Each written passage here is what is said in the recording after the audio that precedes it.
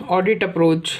तो हमने अभी देखा कि जो बैंक का जो स्टैट्यूटरी सेंट्रल ऑडिटर है उसने एसएलआर रिक्वायरमेंट के कंप्लायंस को चेक किया और दो रिपोर्ट भेजी। एक रिपोर्ट भेजी आरबीआई को, एक दूसरी रिपोर्ट भेजी top management of the bank को। और इस रिपोर्ट में इसने दो एस्पेक्ट कवर किए थे। एक दो था correctness of compilation of detail position और दूसरा था मेंटेनेंस ऑफ लिक्विड रिजर्व्स।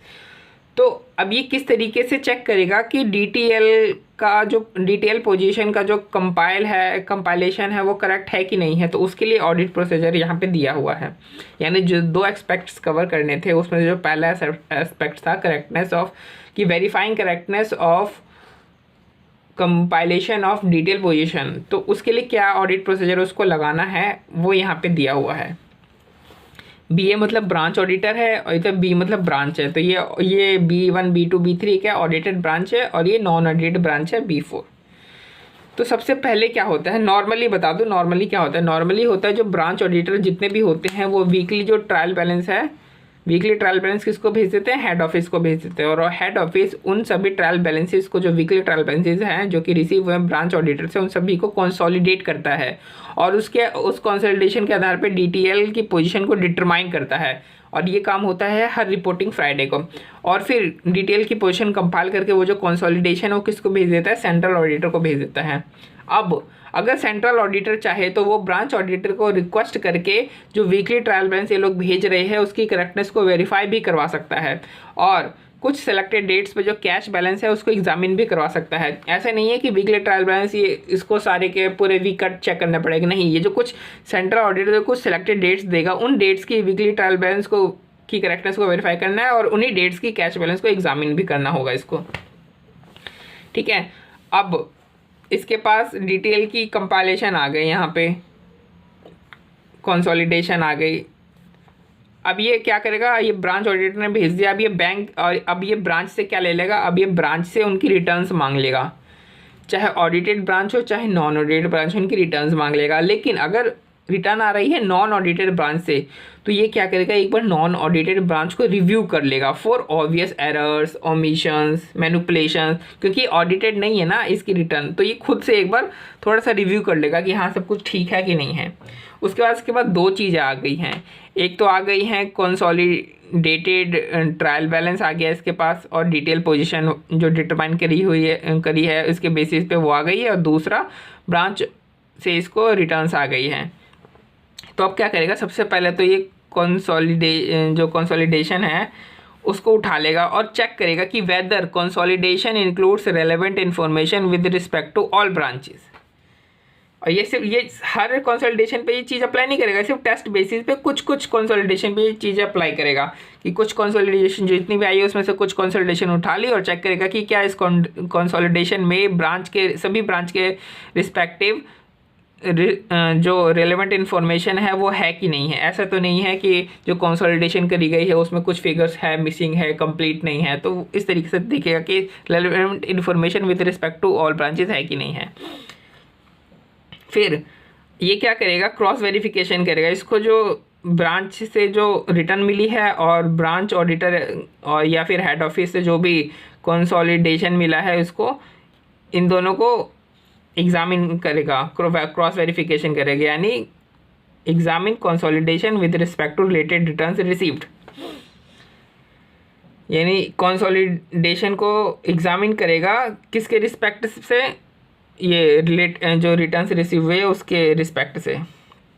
और उसके बाद क्रॉस वेरीफाई करने के बाद क्या करेगा, उन सेलेक्टेड जो कंसोलिडेशन है उसके ऊपर ऑडिट प्रोसीजर अपने अप्लाई करेगा। अगर इसने ऑडिट प्रोसीजर प्रॉपर इसने अप्लाई किए हैं सेंट्रल ऑडिटर ने, तो ये अपनी जो रिपोर्ट है उसमें एडुकेटली डिस्क्राइब करेगा कि इसने कौन कौन सी जो प्रोसीजर है वो फॉलो किए हैं, किस तरीके से उसने टेस्ट बेसिस पे कंसोलिडेशन को चेक किया, कौन कौन से ऑडिट प्रोसीजर्स को अप्लाई किया है। अब ये रिपोर्ट करेगा, लेकिन रिपोर्ट करेगा क्या, देखो अनऑडिटेड ब्रांचेस के केस में, जैसे यहाँ पे इसको अनऑडिटेड ब्रांचेस का इसको रिटर्न आया था, तो अनऑडिटेड ब्रांचेस के केस में ये बताएगा सबसे पहला कि जो नंबर ऑफ अनऑडिटेड ब्रांचेस हैं वो हैं कितनी, और उसने उनके रिटर्न्स के ऊपर रिलाई किया है अपने ओपिनियन को फॉर्म करने के लिए। जैसी बात है, क्योंकि ये कुछ कर तो नहीं सकता ना, अब ये ऑडिट थोड़ी कर सकता है स्टैट्यूटरी सेंट्रल ऑडिटर, ये तो सिर्फ व्यू कर सकता है। तो उसने बोला कि मैं सिर्फ इतने नंबर ऑफ अनऑडिटेड ब्रांचेस थे और मैंने इनकी रिटर्न्स के ऊपर रिलाई किया है अपने ओपिनियन को फॉर्म करने के लिए। Automated data flow for CRR and SLR। आजकल क्या हुआ है, बैंक में SLR और CRR के लिए एक ऑटोमेटेड डाटा फ्लो आ गया है। तो इसने जो यहाँ पे जो ऑडिट प्रोसीजर जो फॉलो करी है, अगर बैंक के अंदर ऑटोमेटेड डाटा फ्लो है, ऑटोमेटेड डाटा फ्लो सिस्टम है, तो इसको जो ऑडिट प्रोसीजर है वो इस तरीके से डेवलप करना पड़ेगा कि उसमें ऑटोमेटेड डाटा फ्लो भी इंक्लूड हो। ठीक है, तो रिपोर्ट में ये भी लिखेगा कि बैंक के अंदर ऑटोमेटेड डाटा फ्लो था CRR SLR के लिए, और मैंने उसके लिए जो ऑडिट प्रोसीजर में जो मैं यहाँ पे बता रहा हूँ उसमें उसको मैंने इस तरीके से डेवलप किया है कि ऑडिटेड डाटा फ्लो भी ऑटोमेटेड डाटा फ्लो भी उसमें इन्वॉल्व है। अब जो सेंट्रल ऑडिटर वो एक चीज़ और चेक करेगा कि बैंक के पास जो सिक्योरिटीज़ हैं और बैंक उन सिक्योरिटीज़ का जो वैल्यूएशन दिखा रही हैं क्या वो एज़ पर RBI गाइडलाइंस हैं या नहीं है।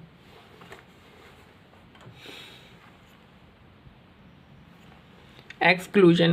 While examining the computation of DTL, specifically examined that the following items have been excluded from the liabilities.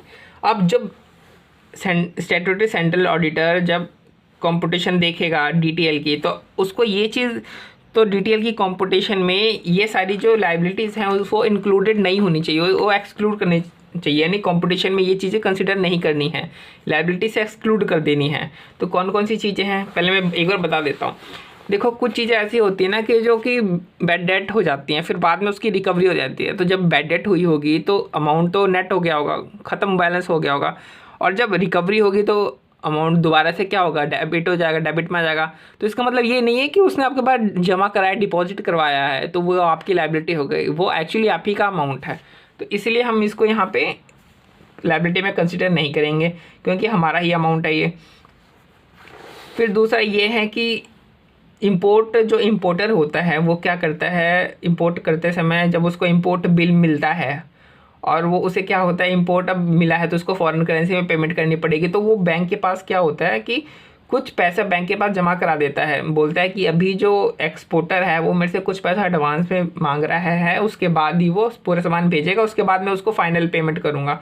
तो अभी कुछ जो किस्त है शुरू में जो एडवांस पेमेंट है मैं उसको देना चाहता हूँ, लेकिन मेरे पास डॉलर नहीं है या येन नहीं है, जो भी आप बोलो, तो वो बैंक को कुछ अमाउंट देगा और उसको इंपोर्ट बिल दिखाएगा और बैंक उस इंपोर्ट बिल के आधार पर उसको कुछ थोड़ा सा पेमेंट कर देगा, लेकिन ये फाइनल पेमेंट नहीं होगा।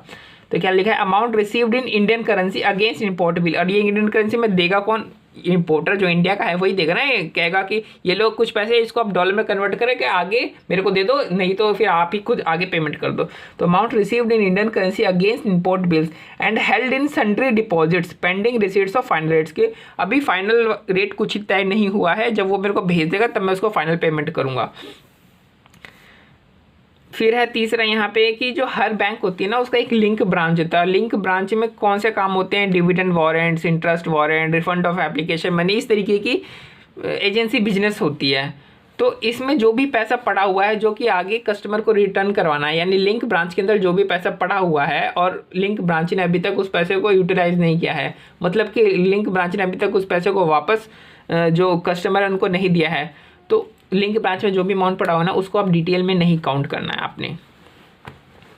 तो वही लिखा हुआ है कि अनएडजस्टेड डिपॉजिट्स और balances lying in link branch for agency business like dividend warrants, interest warrant, refund of application money etcetera in respect of shares debentures to the extent of payment made by other branches not adjusted by the link branch. Not adjusted मतलब क्या हुआ कि link branch ने अभी तक उसको use नहीं किया, बैलेंस को जो उसके पास पड़ा हुआ है, जो भी उसके पास एप्लीकेशन मनी आई है उसको रिफंड करना है। तो लिंक ब्रांच सिंपल सी बात है, लिंक ब्रांच में जो भी अमाउंट होगा उसको आपने कंसिडर नहीं करना एज ए लायबिलिटी। फिर margin held and kept in sundry deposit for funded facilities, अब आपने किसी को कैश क्रेडिट दिया है या वर्किंग क्रेडिट की फैसिलिटी दी है तो उसके बदले में उससे आप कुछ पैसा अपने पास जमा कराओगे कि नहीं एज अ मार्जिन। तो वो जो मार्जिन जमा कराओगे आप ये नहीं मान के चलना कि वो आपकी लायबिलिटी है, वो तो आपने एज अ मार्जिन जमा कर रखा है ना, तो आपकी लायबिलिटी नहीं है। तो ये चार चीज़ें हुई, सॉरी चार नहीं, हाँ चार चीज़ें हुई जिनको आपने लायबिलिटी नहीं मानना है। तो इन सब की लिए कहानी है कि इंपोर्ट बिल के अगेंस्ट इंडियन करेंसी में बैंक को जो अमाउंट रिसीव हुआ था उसका कुछ बैलेंस लिंक ब्रांच के पास एजेंसी बिजनेस के लिए पड़ा हुआ था, जो बाद में बैड डेट हो गया। तो बैंक ने लिंक ब्रांच का मार्जिन मनी जब्त करके अपनी पार्ट रिकवरी करी। तो देखो, जैसे मैं बता देता हूँ इसमें से कौन कौन से पॉइंट है। जैसे part recovery of bad debts, नीचे से शुरू करें, ऊपर से शुरू करते हैं कि import amount received against import bill in Indian currency. फिर balances lying with the link branch for agency business not adjusted by the link branch या not used fully by the link branch, और margin money for funded facilities, part recovery of bad debts, इस तरीके से। अब जिस तरीके से detail में हमने कुछ एक्सक्लूजन देखी है, उस तरीके से कुछ इंक्लूजन भी होती है। तो हमें ये भी चेक करना होता है कि क्या ये जो लाइबिलिटीज़ है क्या ये इंक्लूड करी गई हैं डिटेल कंप्यूटेशन में।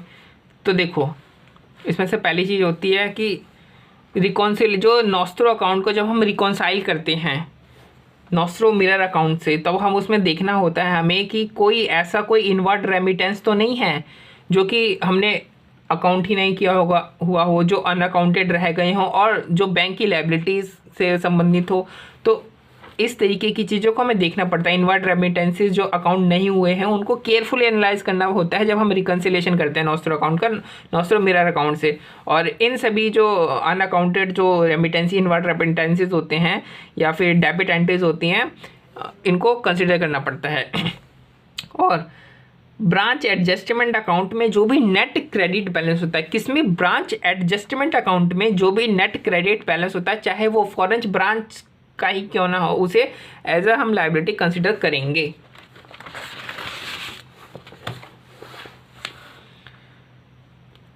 और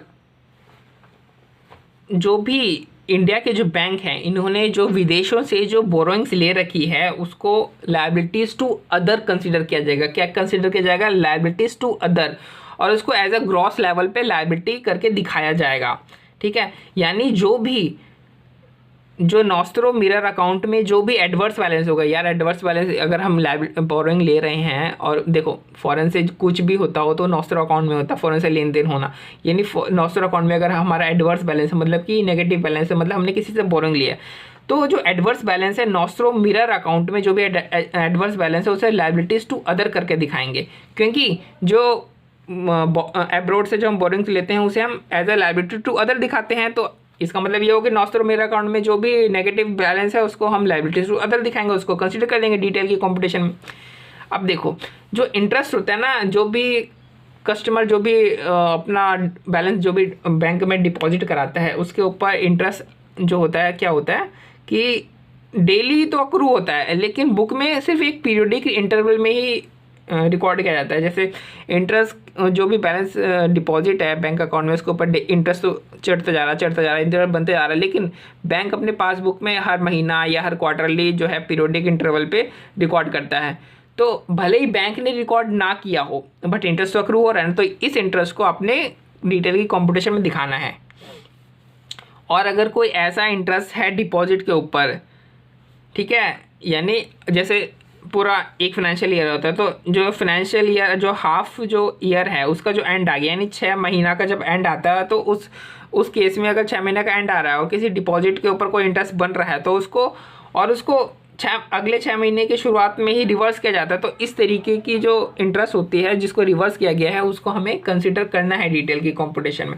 यानी interest on deposit as at the end of half year reversed in the beginning of the next half year, तो इसको भी हमें जो है वो कंसिडर करना है डिटेल की कंपटीशन में। तो इसके लिए भी हमने एक स्टोरी बना रखी है कि even though interest daily accrue होता है बुक में, ये पीरियडिक इंटरवल पर ही रिकॉर्ड किया जाता है।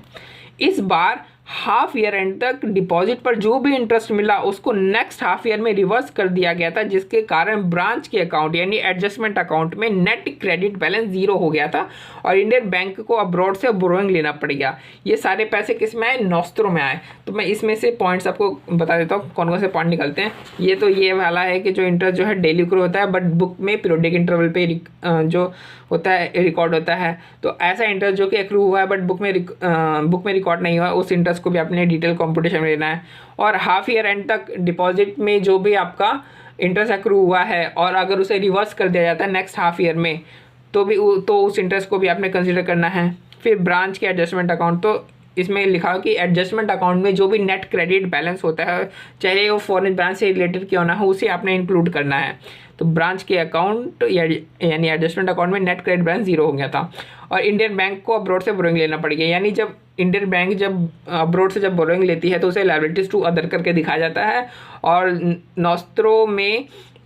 नॉस्त्रो मिरर अकाउंट में जो नेगेटिव बैलेंस होता है उसे भी दो नेगेटिव बैलेंस मतलब जो एडवर्स बैलेंस होता है उसे भी लायबिलिटीज टू अदर करके दिखाया जाएगा, ये बात है। और ये सारे पैसे नॉस्त्रो में है। नॉस्त्रो मतलब यहाँ पे रिकन्सिलेशन की बात करी जा रही है कि जो नॉस्त्रो अकाउंट है और जो नॉस्त्रो मिरर अकाउंट है इन दोनों में रिकन्सिलेशन करते हैं। रिकन्सिलेशन करते समय इनको केयरफुली एनालाइज करना चाहिए ताकि ये देखो ये रहा ना, ये वाला पॉइंट है, ये केयरफुल एनालाइज करना चाहिए ताकि कोई भी जो इनवर्ड रेमिटेंसीज हैं या फिर जो डेबिट एंट्रीज हैं यानी इंटवार्ड जो एंट्रीज है वो अनअकाउंटेड ना रह गई हों। अगर अनअकाउंटेड रह गई हों और वो किसी बैंक लायबिलिटी से संबंधित है तो उसे भी कंसिडर करना चाहिए। तो ये हमारे पास 1, 2 और 3, 4, 5 पॉइंट थे इंक्लूजन में और 4 पॉइंट थे एक्सक्लूजन में हमें, तो ये भी हमें याद रखने हैं।